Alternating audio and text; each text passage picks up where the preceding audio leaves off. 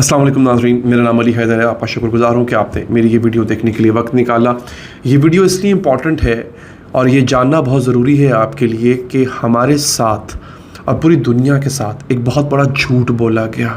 जी हाँ नाज़रीन, ये जो पूरा आबदोस का वाक़या है, ये 4-5 दिन से जो कुछ आपको बताया जा रहा है, जो कुछ आपको जिस ट्रक की बत्ती के पीछे, जिसे आम अल्फाज में हम कहते हैं, लगाया गया था, उसमें बहुत सी चीज़ें ऐसी थी जो झूठ थी, जो कि अब अनकवर हो रही हैं। सबसे पहले मैं आपको ये बता देता हूँ नाज़रीन, जो मेन मसला था वो था क्या, इसको कवर अप करने की कोशिश की क्यों गई। ये झूठ बेसिकली अमेरिकन मीडिया से बुलवाया गया, अमेरिकी सदर की तरफ से इस झूठ को बाकायदा नरिश किया गया, यानी उसकी आबियारी की गई। इतवार के रोज़ ये आबदोस के गायब होने का वाक़या होता है और अगले 4-5 रोज़ तक हमें बताया जाता है कि मलबे और आबदोस को ढूंढने की तलाश जारी है। ऑक्सीजन के बारे में बार बार रिपोर्ट किया जा रहा था जनाब कि इस आबदोस के अंदर जो कि 96 घंटे की ऑक्सीजन होती है, लिहाजा अब 1 दिन गुजर गया, अब इतने दिन की ऑक्सीजन रह गई, अब 2 दिन गुजर गए, अब इतने दिन की ऑक्सीजन इसमें बाकी रह गई है। ये सब झूठ था, ये सब झूठ था। मैं आपको बताऊँगा क्यों। इसके साथ साथ नाज़रीन कुछ अहम चीज़ें जो कि मैंने आपको बतानी है, जो कि आज की वीडियो में है, कि ये आबदोस ये लोग मरे कैसे, ये भी एक मुअम्मा है ना। अभी तो आपको शायद पता होगा, अगर आप मेरा चैनल फॉलो करते हैं, आप मेरा चैनल फॉलो कर रहे होंगे तो आपने शायद नोट किया होगा कि मैं मुसलसल एक सीरीज़ के साथ वीडियोस बनाता हूँ। मेरी वीडियोस अचानक से सामने नहीं आती, सीरीज़ के साथ होती हैं, उसका पिछला एक सियाक़ो सबक होता है। तो अगर आप चैनल को सब्सक्राइब करें, पेज को फॉलो करें तो आप देख सकेंगे। अलबत्ता अगर आप पर्सनल इंटरेक्शन चाहते हैं, मुझसे बात करना चाहते हैं, मेरे इंस्टाग्राम का लिंक डिस्क्रिप्शन में मौजूद है, आप क्लिक कीजिए, आप वहाँ से आपसे मेरी मैसेज पे बात हो जाएगी। फेसबुक पे ऊपर मौजूद है कैप्शन में।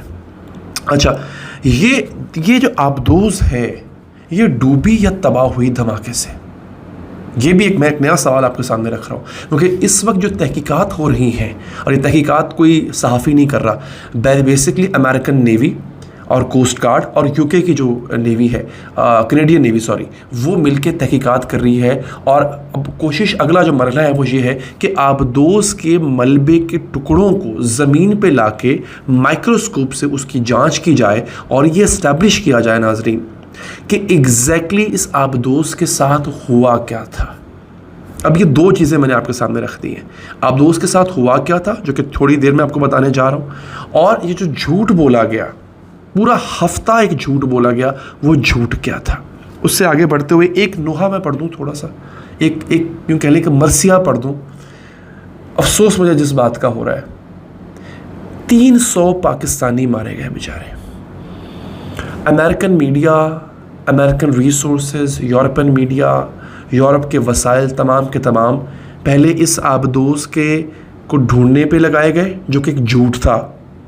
मैं ये भी आपको साबित करने जा रहा हूँ। और उसके बाद अब लगाए जा रहे हैं इसकी वजह जानने के लिए कि आबदोस ढूंढी कैसे। लेकिन उन 300 लोगों की लाशों को ढूंढने के लिए इतना ख़र्चा नहीं किया गया, किसी ने नहीं किया। और आपको पता है उनकी लाशें मिल कैसे रही हैं। मैं BBC पे एक रिपोर्ट पढ़ रहा था, ये रिपोर्ट आप पढ़िएगा, दिल दहल गया। एक आदमी बताता है, वो यही बहरिया है, उसमें बहरा रूम जो है वहाँ पे ये मछेरा है। वो कहता है पिछले 3 दिन से मेरे जाल में 15 लाशें आई हैं। मछेरा है ना, मछलियाँ पकड़ता है। कहता है मेरे जाल में पिछले 3 दिन से 15 लाशें आ चुकी हैं। इस तरह से मच्छरों को मिल रही हैं लाशें। इनको ढूंढने के लिए कोई एक्सपीडिशन नहीं की जा रही है। ये मैंने एक अफसोस करना था, और मैं अफसोस मीडिया का भी करूँगा कि मीडिया ने इतनी पजीराई कहने इतनी कवरेज जो है वो उस वाक़े को नहीं दी जितनी इस वाक़े को दी जा रही है। खैर जनाब, अपने मुद्दे पे वापस आते। झूठ कैसे बोला गया और अल्लाह भला करे आपका कि हुआ क्या। दोस्तों, बात कहा यह जा रहा है कि चूँकि समंदर का एक प्रेशर होता है, जैसे जैसे आप समंदर की गहराई में जाते जाएंगे वो प्रेशर बढ़ता जाएगा, दबाव बढ़ता जाएगा। इसी तरह से कुछ मछलियाँ ऐसी होती हैं जो कि समंदर की ऊपरली सतह पर रहती हैं, और कुछ मछलियों को अल्लाह ने वो ताकत दी होती है कि वो समंदर का प्रेशर बर्दाश्त करते हुए समंदर की अथाह गहराइयों तक वो जा सकती हैं। इसी तरह से हर आबदोस का भी यूँ ही फंक्शन होता है। कुछ आबदोसें जो हैं वो बहुत ज़्यादा गहराई में जा सकती होती हैं, मगर ये वो आबदोस नहीं थी।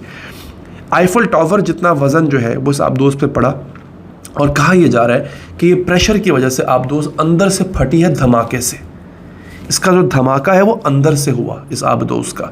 یہ باقاعدہ رپورٹ ہے, BBC پہ رپورٹ چل رہی ہے اس وقت, اور ایک صحافی ہے نک ساٹر, انہوں نے اس پہ تحقیقات کی ہیں. کہاں سے؟ انہوں نے US نیوی, ان کا جو ذریعہ ہے, جو سورس ہے ان کا, وہ US نیوی ہے, یعنی امریکن نیوی ہے. وہاں سے انہوں نے جو ہے, اور انہوں نے ہی بیسکلی امریکن میڈیا کا اور امریکی صدر کا ایک جھوٹ بے نقاب کیا, جو کہ میں تھوڑی دیر میں آپ کو بتانے جا رہا ہوں. اچھا, آبدوز کے اندر سے جو ہے وہ دھماکے کا آغاز ہوتا ہے, اور وہ اسی وقت جیسے ہی وہ اس دباؤ کا شکار ہوتی ہے, اسی وقت وہ ایکسپلوڈ ہو جاتی ہے. اب سوال یہاں پہ یہ ہے کہ اگر, جو میں اب اگلے پوائنٹ پہ آ رہا ہوں, کہ آبدوز اگر اسی وقت دھماکے کا شکار ہو جاتی ہے تو پچھلے 4-5 دنوں سے کیا ہو رہا تھا؟ یہ وہ جھوٹ تھا دوستو, ناظرین, جو آپ سے, ہم سے, پوری دنیا سے بولا گیا. لیکن سوال یہ ہے, آپ نے مجھ سے سوال کرنا ہے یہ, کیونکہ اس کا جواب میں دینے جا رہا ہوں کہ جھوٹ بولا کس نے گیا, کیوں جھوٹ بولا گیا. امریکی صدر بیسکلی اپنے بیٹے کو بچانا چاہ رہا تھا.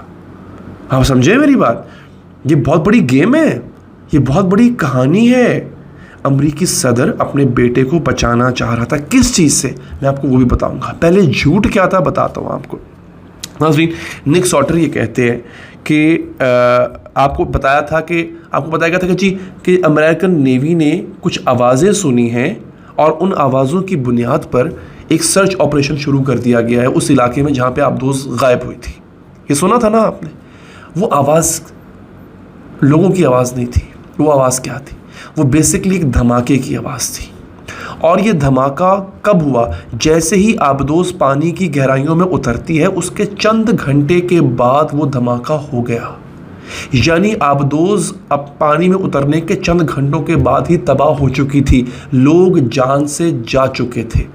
اور امریکن نیوی کی اکوسٹک ڈیٹیکشن سسٹم جو ہے, اس نے ٹائٹن سب مرین کے امپلوژن کو ڈیٹیکٹ کر لیا تھا. اچھا, کیوں نہیں بتایا گیا؟ اب سوال جو آپ کے ذہنوں میں آ رہا ہوگا, کیوں نہیں بتایا گیا؟ امریکی صدر جو بائیڈن, اس کا بیٹا ہے ہنٹر بائیڈن. جو بائیڈن کا بیٹا ہے ہنٹر بائیڈن. ہنٹر بائیڈن کے اوپر اس وقت ایک مقدمہ چل رہا ہے, اور مقدمہ ہے ٹیکس ایویژن کا, یعنی اس نے ٹیکس چوری کیا ہے. ہمارے ہاں یہ کوئی اتنی بڑی بات ہوتی نہیں ہے, باہر یہ بہت بڑی بات ہے بیسکلی. جو وہاں پہ IRS انویسٹیگیٹرز ہیں, وسل بلورز ہیں بیسکلی, انہوں نے ہنٹر بائیڈن کے ٹیکس ریکارڈز نکالے ہیں.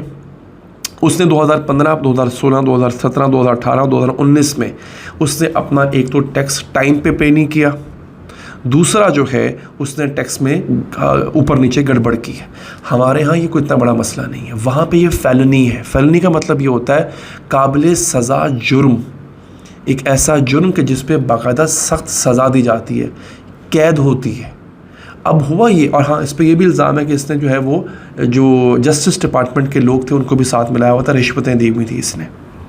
اب یہ شخص اگر جیل جاتا ہے اور اس پہ مقدمہ چلتا ہے, ڈیفینیٹلی ایک بہت بڑی بدنامی کی بات ہے.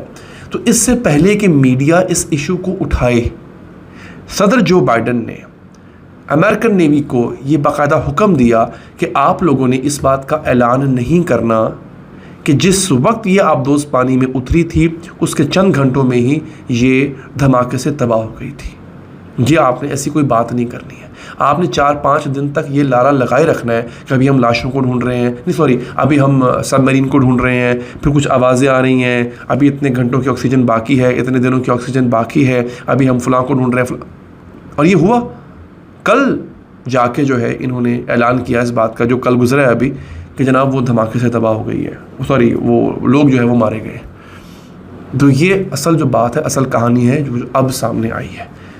یہ گیمیں کھیلی جاتی ہیں ناظرین, یہ جھوٹ بولے جاتے ہیں اس لیول پہ, اور کیسے کیسے ڈیزاسٹرز کو اپنے ایڈوانٹیج کے لیے ناظرین استعمال کیا جاتا ہے, اس کی زندہ مثال آپ کے سامنے میں آپ کو بتا چکا ہوں. اگر آپ چاہتے ہیں کہ اس حوالے سے مجھ سے کوئی پرسنل بات شیئر کریں یا پرسنل ریکمنڈیشنز اگر آپ کی کوئی ہیں, میرے انسٹاگرام کا لنک ڈسکرپشن میں بھی ہے, اس پہ میں آپ سے پرسنلی بات کروں گا. فیس بک پہ اگر آپ ویڈیو دیکھ رہے ہیں, اوپر کیپشن میں بھی انسٹاگرام کا لنک موجود ہے. آپ لوگ اپنا بہت خیال رکھیے. اللہ نگہبان.